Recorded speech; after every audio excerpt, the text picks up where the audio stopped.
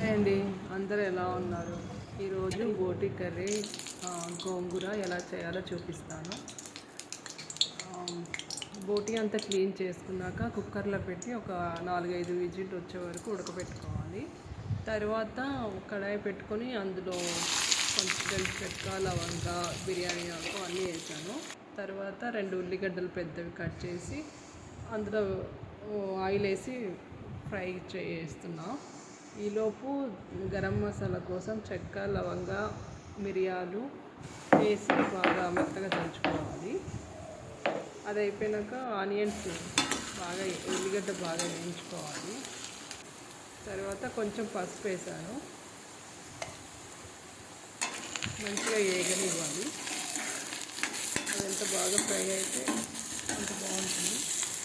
తర్వాత ఒక 2 స్పూన్స్ అల్లం వెల్లిగడ్డ వేసాను.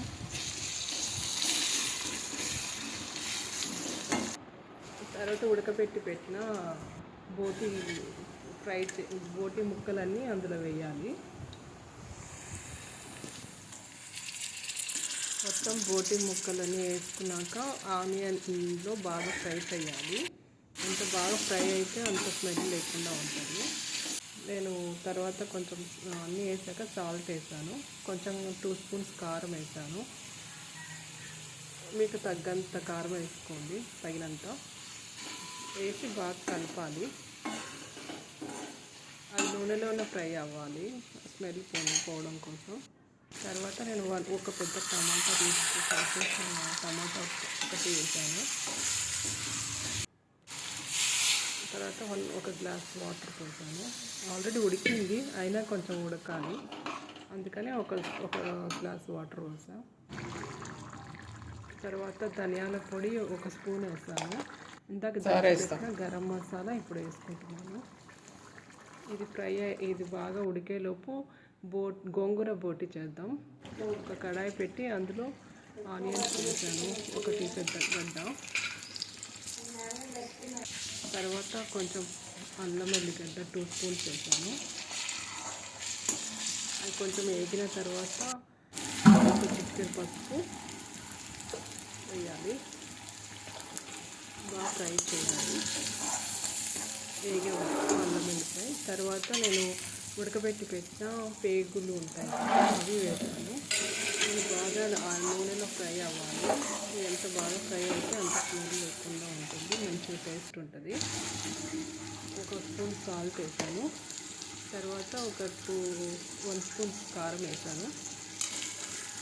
ఎందుకంటే ఆల్రెడీ గోంగూరలు పచ్చిమిర్చి వేసి ఉడకబెట్టి పెట్టాను కదా, అందుకని 1 స్పూన్ వేసాను. తర్వాత 1 స్పూన్ ధనియాల పొడి వేసాను, బాగా కలపాలి. ఇది కర్రీ అయిపోయింది కదా, ఇందులో కొత్తిమీర వేయడం మర్చిపోయా, అందుకు కర్రీ దింపినాక వేస్తున్నాను.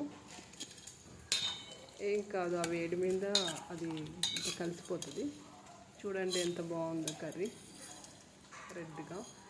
చాలా డేస్ అయింది బోటి చేయాలి, అందుకని ఇప్పుడు చేస్తున్నా. ఇందులో కొంచెం కొత్తిమీర వేసాను. అంతలోపు గ్రైండ్ చేసిన గోంగూర పచ్చడిని తీసి ఇందులో వేయాలి. వేసి బాగా కలుపుకోవాలి, మొత్తం కలిసేలా కలుపుకోవాలి.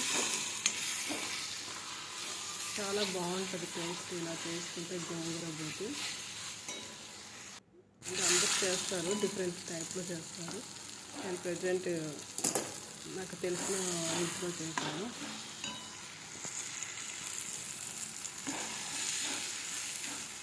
బోటి కూడా రెడీ అయిపోయింది, ఇంకా దించేస్తాను. చూసారుగా గోంగూర బోటి ఎలా ఉందో. తర్వాత బోటి కర్రీ రెండు బాగుంటాయి, రైస్లో కానీ రొట్టెలో కానీ. నేను రైస్ చేశాను. ముందే గ్యాస్ లేదు, దొరకట్లేదు అంటుండ్రు కదా, అందుకని ముందు జాగ్రత్తగా రొట్టెలు అవి చేయకుండా రైస్ చేశాను. ఈరోజు